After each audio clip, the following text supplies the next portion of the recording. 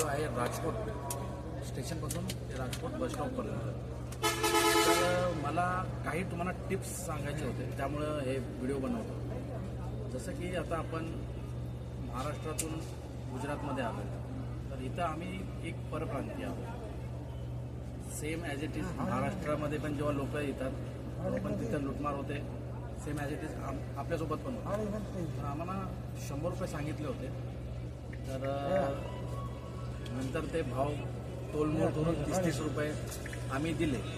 तर काही लोक बोलले 20-20 रुपयामध्ये पण सोडतात. तर पण आपण येतो पर्यटनासाठी, तर थोडं पण त्यांचं पण चाललं पाहिजे. एवढं पण भाव करू नका, आणि जरी तुम्ही भाव केला तर एक मर्यादेमध्ये करा. तर आम्ही 30-30 रुपयामध्ये आलो.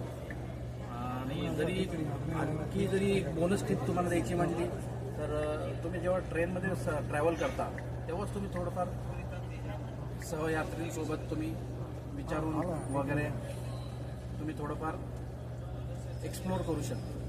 तर धन्यवाद, थँक्यू.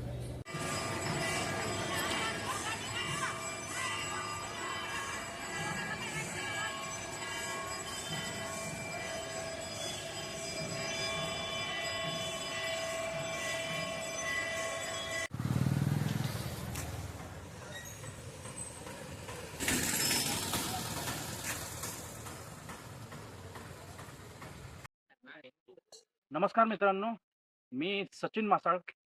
आज आम्ही ब्लॉगिंगचा आमचा पहिलाच दिवस आहे. आम्ही एक नवीन चॅनल चालू करतोय, डॉक्टर बबन व्ही ब्लॉग. तर याच्या मागचं कारण असं आहे की आमच्या दोघातलं कोणीही डॉक्टर नाही आहे. बस आम्ही कधीतर आम्ही तुम्हाला सांगेल की आम्ही काय हे असं नाव दिलं. पण सध्या तर तुम्ही पकडून डॉक्टर बबन व्ही ब्लॉगमध्ये तुमचं स्वागत आहे. आणि आम्ही आज प्रवास करत आहोत, त्याचं तुम्हाला क्लिक भेटणे कळून आलंच असेल. मुंबई टू गिरनार परिक्रमा ही आज आमची चालू आहे. तर त्या परिक्रमेची पूर्ण ब्लॉग कसा बनवता येईल याच्याबद्दल मी तुम्हाला काही माहिती सांगतोय. तर ट्रेन कशी असेल, बस कशी असेल, कुठून यावं लागेल, कुठे पोहोचावं लागेल, कसं राहावं लागेल, काय असेल याच्याबद्दल मी तुम्हाला पूर्ण माहिती सांगण्यासाठी हा ब्लॉग बनवतोय. तर मुंबईपासून आपल्याला ओखा एक्सप्रेस आहे, पनवेलपासून आहे, आणि सौराष्ट्र जनता आहे, सौराष्ट्र एक्सप्रेस आहे, सौराष्ट्र मेल आहे. ह्या 3 मुंबईपासून आहे. आणि विवेक एक्सप्रेस पुण्यापासून आहे. ती तुम्ही कल्याणलाही पकडू शकता मुंबईकर, आणि पुण्याचे पुणेकर पण तिथून पकडू शकतात. तर ह्या सगळ्या एक्सप्रेस येतात ते जुनागडला. जुनागडला तुम्ही आलात की तिथून तुम्हाला शेअरिंग ऑटो खूप अवेलेबल आहेत. तर तुम्हाला थोडं बार्गेनिंग करून ते 40-50 रुपयामध्ये पर पर्सन तुम्हाला आपल्या ट्रेकिंग पॉईंटपर्यंत आणून सोडतात. आणि तिथून तुम्हाला सगळं मॅनेज करायचं आहे. पण आम्ही दुरंतोने आलो. दुरंतोने येण्याचं कारण हे होतं आमचं, की आम्हाला एक तर पूर्ण दिवस युटिलाइज करायला मिळतो. कारण बाकीच्या ज्या एक्सप्रेस आहेत त्या 1, 1:15 दुपारी अशा 1, 1:15च्या ट्रेन्स होत्या. मग आम्हाला पूर्ण दिवस काम करून रात्री आम्ही ट्रेनला बसून सकाळी आम्ही पोहोचलो, आणि एक 4-5 तासाचा एक ड्युरेशन असतो की इथपर्यंत पोहोचायला. कारण आम्ही दुरंतोने राजकोटला उतरलो. राजकोटवरून आम्ही बस पकडून जुनागडला आलो. जुनागडवरून थोडंसं लाँग आहे, पण आपला एक दिवस वाचतो. त्यामुळे ते एक सफिशियंट आहे. तुम्ही दिवसभर काम करून रात्री तुम्ही दुरंतो एक्सप्रेसनी येऊ शकता. तर त्यासाठी अ, आम्ही हा पर्याय निवडला की दुरंतोने येतो. आणि दुरंतो खूप छान आणि खूप फास्ट एक्सप्रेस आहे, की कुठेही उशीर करत नाही. उलट तुम्हाला वेळेच्या आधीच पोहोचवते. तर सकाळी 8:40चा टायमिंग आहे पोहोचवण्याचा, पण तिने आम्हाला 8:15लाच आम्हाला राजकोट स्टेशनला पोहोचवलं. आणि आम्ही राजकोटपासून ते जुनागडपर्यंत बाय बस आलो, GSRTC. तर मित्रांनो, आम्ही राजकोट स्टेशनवरून ते राजकोट बस स्टॉपपर्यंत जेव्हा आम्ही जात होतो रिक्षाने, तेव्हा खूप सारे प्रॉब्लेम्स येतात. काही लोकं बोलतात 100 रुपये घेणार, 150 रुपये घेणार. तर तिथं तुम्हाला बार्गेनिंग करावी लागेल थोडीफार. कारण तिथं काही लोकं बोलतात 20-20 रुपये शेअरिंग आहे. पण आम्ही 30-30 रुपये शेअरिंग देऊन आलो होतो. एकदम पण जास्त बार्गेनिंग करू नका तुम्ही.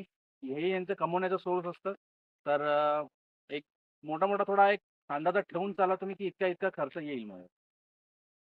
जुनागडला तुम्ही आलात, तर तिथेही बस स्टँडपासून ऑटो असतात. आम्ही 40-40 रुपये देऊन आलो. ₹30-30 मध्ये पण होतं, 40-40 मध्ये पण होतं. आणि जुनागड तुम्ही बस स्टँडला जेव्हा तुम्ही पोहोचाल, जुनागड बस स्टँडला, तर ते बस स्टँडच्या समोरच एक गुजराती थाली आहे ₹180 ची. ₹180 ची गुजराती थाली आहे, पण तुम्ही जर खाल ती, तिथे 10 आउट ऑफ 10 त्यामध्ये काही फॉल्ट काढू शकत नाही. कारण आम्ही ज्या भाज्या खाल्ल्या, त्या खूपच सुरेख होत्या, खूपच छान होत्या. आणि चपात्या वगैरे सगळं व्यवस्थित व्यवस्थित व्यवस्थित मिळतं. आणि मी तुम्हाला सजेस्ट करेन की इथं जर तुम्ही आलात, तर गुजराती थालीच खा. कारण गुजरातमध्ये आल्यावर तुम्ही गुजराती थालीच खावा. कारण तुम्ही इथे येणार, नान खाणार, हे खाणार, ते खाणार, ते आपण मुंबईतही खात असतो. तर इथे या स्पेशालिटी गुजरातमध्ये आलो तर गुजराती थालीच घ्या. आणि जेव्हा तुम्ही इथे पोहोचाल, अ, जो आपला परिक्रमाचा स्टार्टिंग पॉइंट आहे, जेव्हा तुम्ही पोहोचाल तेव्हा इथं तुम्हाला बरेचसे आश्रम मिळतील. तर त्यामध्ये आम्ही बजेट फ्रेंडली होतो. आमचं बजेट थोडा कमी होता, त्यामुळे आम्ही थोडं एक डॉर्मेटरी टाइप एक हे बघितलं आम्ही, धर्मशाळा. त्यामध्ये इतकी हायजेनिक नाहीये, पण ठीक आहे, आम्हाला एक एक रात्र काढायची होती म्हणून आम्ही ते पकडलं. तर तर आम्ही हे थोडंसं अनहायजेनिक आहे, पण आम्हाला चालून जातंय. इथं आश्रम आहे. त्या पॉइंटला बोलतात भवनाथ तलेटीही बोलतात. तर तुम्ही रिक्षा पकडताना तुम्ही तेही बोलू शकता भवनाथ तलेटी. गिरनार परिक्रमा पॉइंट पण बोलू शकता. पण भवनाथ तलेटी बोला. जेणेकरून रिक्षावाल्यांना कळेल की तुम्ही पहिल्यापासून प्रवास करताय. त्यामुळे ते तुम्हाला जास्त चार्ज नाही करणार. तर इथं तुम्हाला मी सजेस्ट करेल की गोरक्षनाथ एक हॉटेल आहे. आपलं धर्मशाळा आहे. गोरक्षनाथ एक धर्मशाळा आहे. तर तिथे तुम्ही राहावं अशी आम्ही सजेस्ट करेल. कारण ते थोडं स्वच्छही दिसते आणि तिथं तुम्ही एक स्पिरिच्युअल एक्सपिरियन्सही घेऊ शकता. आणि इथे जेव्हा तुम्ही येता, इथं आपला एक बेस पॉइंट आहे जो, त्या बेस पॉइंटवर तुम्ही आलात ना, तर असं नाही ना सांगितलं अजून. तर तुम्ही इथे बेस पॉइंटला जेव्हा येता, तेव्हा तिथं बऱ्याचशा गुजराती थाली आहेत. तुम्हाला प्रत्येक ठिकाणी ती चव मिळेल असं काही नाही. जेव्हा आम्ही इथे गुजराती एक थाली खाल्ली, पण आम्हाला ही ओके ओके आहे. मी एकदम खराबही नाही सांगणार, कारण आम्ही चपात्या पण खूप खाल्ल्या 4-5, म्हणजे एकदम खराब नव्हतं ते. आणि राईस वगैरे चांगलं होतं. पण एक भूक लागली होती म्हणून आणि एक मजबुरी होती म्हणून खाल्लं. पण तिथे एक मंगलम हॉटेल आहे. ते आम्हाला सजेस्ट केलं होतं, पण आम्ही तिथं जाऊ शकलो नाही, कारण तिथं थोडी वेटिंग होती. थोडं 15-20 मिनिटं उशीर होऊ शकतो किंवा जास्तीत जास्त अर्धा तास उशीर होऊ शकतो. पण तुम्ही ते मंगलम हॉटेल ट्राय करा इथं आल्याच्या नंतर. आणि एक पकडून चला की जास्त तिथं क्राऊड आहे. तिथं तुम्हाला स्वच्छ, म्हणजे तिथं तुम्हाला जास्त चविष्ट जेवण मिळू शकतं. तुम्ही खाऊ शकता. आणि तुम्ही जर बघू शकता इथं गिरनार अन्नक्षेत्र म्हणून एक आहे. तर या गिरनार अन्नक्षेत्रामध्ये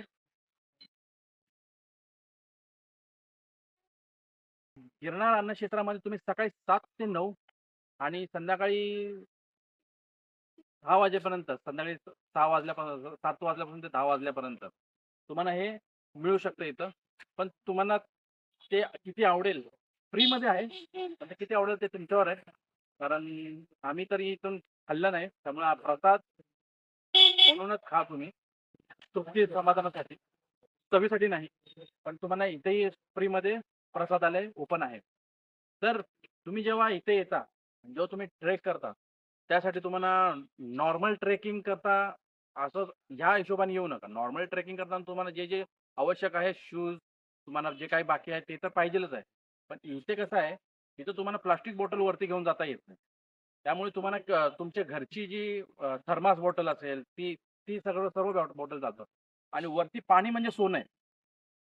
वरती जेव्हा तुम्ही जाल, तेव्हा पाण्याला खूप महत्त्व आहे.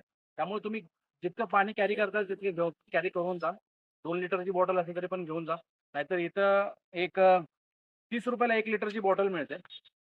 ही उसाचं जे वेस्टेज असतं ना, त्या उसाच्या वेस्टेजपासून ही बॉटल बनवलेली आहे.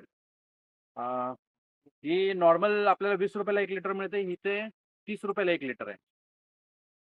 तर तुमचा याचाही या प्रकारे तुम्ही घेऊन जाऊ शकता. आणि तुम्ही जितकं वरती जाता, तितकं तुमचा खर्च पाण्याचा वाढत जातो. तुम्हाला तिथेही पाणी मिळेल, पण तिथं तुमचा खर्च वाढत जाईल. त्यामुळे जर तुमचे बजेट ट्रिप असेल, तर तुम्ही पाणी कॅरी करू शकता. आणि अन्यथा तुम्हाला वरतीही पाणी मिळेल. पाण्याची व्यवस्था आहे, सर्वीकडे आहे. तर आता आम्ही ट्रेकिंगला सुरुवात करणार आहोत. नमस्कार, धन्यवाद. जय गिरनारी. तर मित्रांनो, आता आपण परिक्रमा सुरू केली आहे. तर ज्यांना जमत नसेल त्यांनी ही काठी घ्या. मी घेतलेली आहे काठी आणि शक्यतो रात्रीचं केलं ना, तर तुम्हाला सकाळी लवकर आरती मिळेल.